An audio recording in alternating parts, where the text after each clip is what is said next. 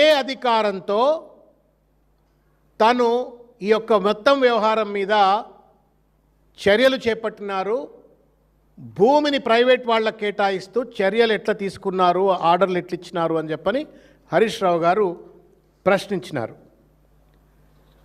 తర్వాత సంబంధిత ఆర్డీఓ అనుమతి లేకుండా మ్యుటేషన్ చేయరాదని భూభారతి చట్టం స్పష్టంగా చెప్తుంటే ఆ చట్టాన్ని తుంగలో తొక్కి, అంటే మొత్తం రెవెన్యూ చట్టాన్ని తుంగలో తొక్కి ఒక తహసీల్దార్ ఎవడి ధైర్యం చూసుకొని మ్యుటేషన్ ఆర్డర్ ఎట్లిచ్చిండు అని చెప్పని హరీష్ రావు గారు అడిగితే,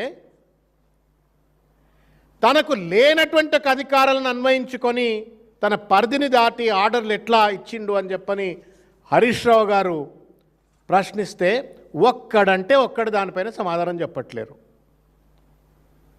ఒక్కడంటే ఒక్కడు సమాధానం చెప్పట్లేరు.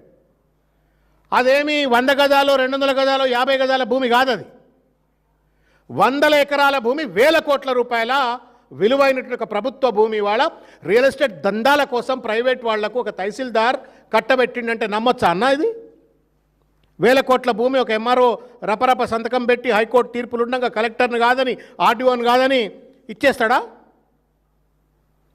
తీగలాగితే డొంకంతా కదిలిందన్నట్టుగా ఒకవేళ సహేతుకమైన విచారణ కనుక జరిపినట్టయితే రైట్ ఫ్రమ్ ఎంఆర్ఓ నుండి మొదలవుతున్నటువంటి ఒక ఈ ఆర్డర్ రూపంలో కనబడుతున్నట్టు ఒక కుట్ర కుంభకోణం కలెక్టర్కు చుట్టుకుంటుంది, సంబంధిత మంత్రికి కూడా తప్పనిసరిగా చుట్టుకుంటుంది. వాటిని అన్నిటినీ కప్పిపుచ్చడం కోసం అన్నట్లుగా నిన్న కలెక్టర్ గారి ద్వారా సిగ్గు ఎగ్గు లేకుండా కలెక్టర్ గారిని అడ్డం పెట్టుకొని లేఖ రాసినారు. Is collector meant to defend these criminals? Collector అనేవాడు రెవెన్యూ డిపార్ట్మెంట్ సంబంధించినవాడు. He suppose to be the district magistrate also. ఒక జిల్లా మెజిస్ట్రేట్ అయి ఉండి భూమిని కాపాడేటువంటి ఒక ప్రాథమిక బాధ్యత, చట్టపరమైన బాధ్యత ఉన్నటువంటి ఒక జిల్లా కలెక్టరు దొంగలకు సద్దులు పూసినట్టుగా ఈ యొక్క లేఖ రాసిండు. ఈ లేఖలో లాస్ట్ పేరా చదివితే అన్న మనం దేంతో నవ్వాలో కూడా అర్థం కాదు. ఇక నేను అర్థమైద్ది అనుకుంటా దేంతో నవ్వాలంటే ఏందని. ఈ విషయం ప్రస్తుతం గౌరవ హైకోర్టు పరిధిలో స్టేటస్కో ఉత్తర్వులతో పెండింగ్లో ఉన్నందున తహసీల్దార్ శంషాబాద్ గారి 28/2/26 తేదీ B/223/2025 ఉత్తర్వులను, అంటే ఏంది, నిన్న హరీష్ రావు గారు ఎవడి ధైర్యంతో ఈ తహసీల్దారు ప్రైవేట్ వాళ్ళకు కట్టబెట్టినటువంటి ఒక ఆర్డర్లు ఇచ్చిండు అని చెప్పని హరీష్ రావు గారు ఏదైతే లేవనెత్తినరో ఈ ఆర్డర్స్ నట రద్దు చేయడానికి లీగల్ ఒపీనియన్ ప్రకారం నవ్వురిగా మీరు హైకోర్టు వెకేషన్ పూర్తయిన వెంటనే చర్యలు తీసుకుంటారట. అంటే ఏం చెప్పురి, ఇల్లు కాలినాక చేతులు కాలినాక ఆకులు పట్టుకుంటా అంటున్నాడు collector. Is this the proactive governance? మీ కుంభకోణాన్ని గాథ కింద పందికొక్కుల లెక్క మీరు చేస్తున్నటువంటి ఒక భూదోపిడిని సహేతుకమైన ఆధారాలతో హరీష్ రావు గారు బయట పెడితే, బీఆర్ఎస్ పార్టీ బయట పెడితే దానికి సమాధానం చెప్పకుండా కలెక్టర్ను మీరు ఇవాళ అడ్డం పెట్టుకొని ఒక లేఖ రాస్తే అండ్ల కూడా దొరికిపోతారు మీరు. నేను అడుగుతా ఉన్నాను పొంగులేటి శ్రీనివాసరెడ్డినో లేకపోతే కలెక్టర్ నారాయణ రెడ్డి గారినో, మీ భూమిని మా శ్రీధరన్న భూమి అని చెప్పని ఎవరన్నా తహసీల్దార్ ఒక పట్టా ఇస్తాడు, నారాయణ రెడ్డి గారి భూమిని శ్రీధరన్న భూమి అని చెప్పని పట్టాలు ఇస్తాడు. ఇగో గిట్లనే ఇదే ఆర్డర్ ఇస్తాడు, నారాయణ రెడ్డి భూమిని శ్రీధర్ గారి భూమి అని ఇస్తాడు. ఇస్తే నారాయణ రెడ్డి ఊకుంటాడా? ఏమంటున్నాడు నారాయణ రెడ్డి?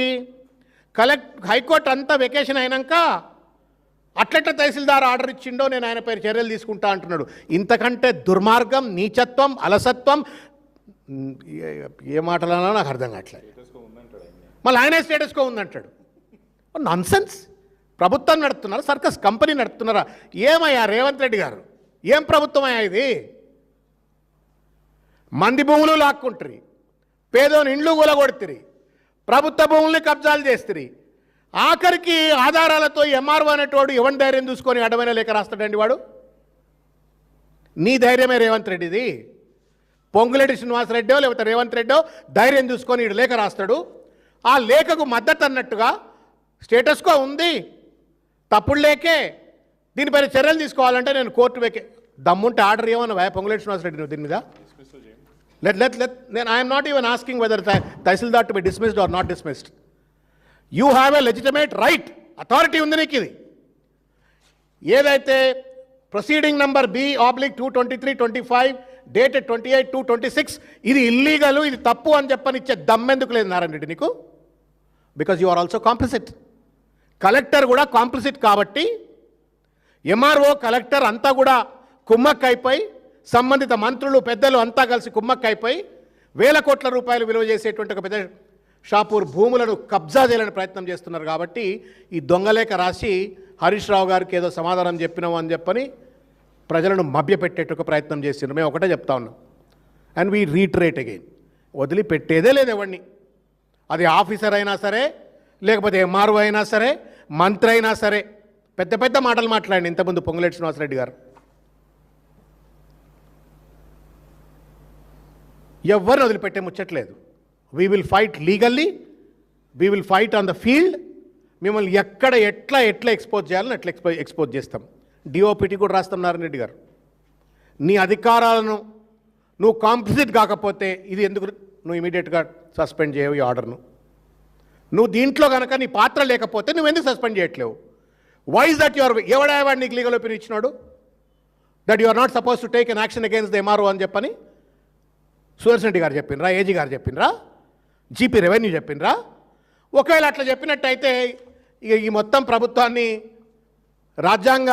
అనుమూల రాజ్యాంగం నడుపుతున్నది, అంబేద్కర్ రాజ్యాంగం నడుపుతలేదు. ఇక్కడ నాన్సెన్స్. భయం లేదు, భక్తి లేదండి ప్రభుత్వానికి. తప్పులు ఎత్తి చూపినప్పుడు బాధ్యతతో జరిగినట్టుగా తప్పును సరిదిద్దుకునే ప్రయత్నం అన్న చేస్తారు. నిర్లజ్జగా, నిస్సిగ్గుగా కలెక్టర్తో లేఖ రాయించి అన్నీ ఒప్పుకుంటాడు. ఆఖరికి నేను హైకోర్టు వెకేషన్ పూర్తయిన వెంటనే చర్యలు తీసుకుంటాడట. Legal opinion తీసుకుంటాడట. ఇదేం కథ ఇది? సుదర్శన్ రెడ్డి దొరకడా? ఏజీ దొరకడా ఇప్పుడు నువ్వు పోయి మాట్లాడడానికి?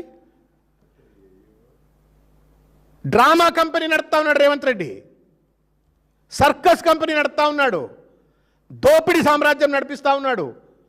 భూములపైన గద్దలు వాలినట్టు వాళ్తా ఉన్నారు. ప్రైవేట్ భూములు, ప్రభుత్వ భూములు. నాదర్గుల్లో అదే జరిగింది కదా, మీరు చూసిండ్రు కదా. నాదర్గుల్లో అదే జరిగింది. ప్రభుత్వ భూమి అని చెప్పని నెత్తి మీద నోరు పెట్టుకొని మొత్తుకుంటున్నా, కోట్ల ఉత్తర్వులున్నా, ప్రజలక్కడ రైతులు భూములు దున్నుతున్నా, చెరువు ఉన్నా అన్నింటినీ విధ్వంసం చేసి కాంపౌండ్ పెట్టుకొని దున్నుతుంటే కలెక్టర్కు కంటికి కనబడదట. మేము పోయినాం, మా కార్తిక్ రెడ్డి గారు, మేము అంతా పోయి అమ్మ సవితమ్మ గారి యొక్క నాయకత్వంలో అందరం పోయి కలెక్టర్ దగ్గర పోతే నోరు నిలబెట్టి చూస్తాను, సమాధానం చెప్తలేరు. ఇదేం కుట్రాయా రెవెన్యూ అధికారులు, ఐఏఎస్ అధికారులు? మీరు మేము డిమాండ్